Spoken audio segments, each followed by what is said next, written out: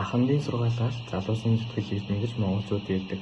Бидний өвөг дээдэс зүтгэс болоо зөвхөн нас өндөр хүмүүс гэж хардаг. Харин тэдний айл гэрийн түвшиг амьд дүү ерөөл буйны их ундраг гэж дэвдэлж ирсэн. Өнөөдөр бид хурцтай хөлсөж өөрчлөгдөж буй энэ нийгэмд анхандаа хүндлэх тэрхүү нэмийн соёлоо хэрхэн авч үлдэж байгаа талаар хүүрнэх болно. Хүндэтгэлийн гүн ухаан. Монголчууд анхандаа хүндлэх ёс нь мэдлэхээс эхэлдэг. Суух суудал нь хүртэл гүн шингэсэн байдаг. Хоймор ба суудал. Монгол гэрийн хамгийн хүнстэй хэсэг бол хоймор, зөвхөн ахмад насны суух хэрэгтэй. Энэ нь тэдний мэдлэг дуршлаг, туулсан амьдрал нь төр засгаж үзэж буй хүндэтгэл юм. Мэдлэх ёс. Бид ахмад хүнтэй золгохдоо гараа доороос нь түшдэг. Энэ нь би таны түшиж явна, таны дуршлагаас суралцаж байна гэснээр утгатай. Ахмад хүн залуу хүний духайг үнэрлэх нь хамгийн том ерөөл хайр байдаг билээ. Аяа ба идэ.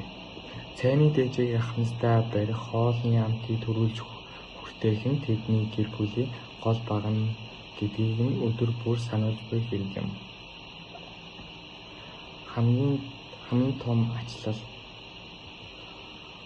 Өнөөдөр бид анхандаа хүндлэх гэдгийг зөвхөн материалын зүйлээр хэмжих байдаг талтай. Гэтэл ахмад настангууд хамгийн хэрэгтэй зүйл бол сонсох юм.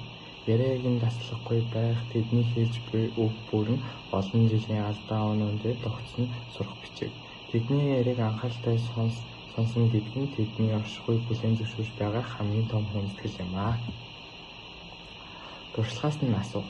Залуучууд бид бүхнийг Google-ээс мэддэг боловч амьдралын ухаан, хүн чанар, төвчээрийн тухай хичээлийг зөвхөн ахмад наснаас л сурах боломжтой.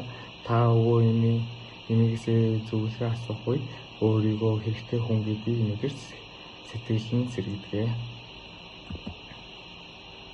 Буйны мөч. Монголчууд өтгсөө хүндлэгөл өөрлөхийн шинж гэдэг нь зөвхөн шашинлаг ойлголт биш юм аа. Анхандаа хайрлаж асарч байгаа орчинд өссөн хүүхэд бусдыг хайрлах нэмжлэн сэтгэлтэй болж суурь хүмүүжлэн зөв тавигддаг. Бидний анхандаа хүндэлж буй үйлдэл бүрийг үр хүүхэд маань харж яг тэр замаар бидний өтлөхөд хандах болно. Амьд бурхан. Эцэг хийх өтгөс буурал бол гэрийн амьд бурхан юм. Бидэнд зориулж 5 минутын яриа, 1 удаагийн халуун цай, сэтгэлийн дулаан үг бол таны ирээдүйд хийж буй хамгийн том хөрөнгө оруулалт билээ. Өнөөдөр та аав ээж эсвэл өвөө эмээгөө устгаж эсвэл дэргэд байгаа бол гараас нь атгаад би танд хайртай, та минь байгаад баярлалаа гэж хэлээрэй.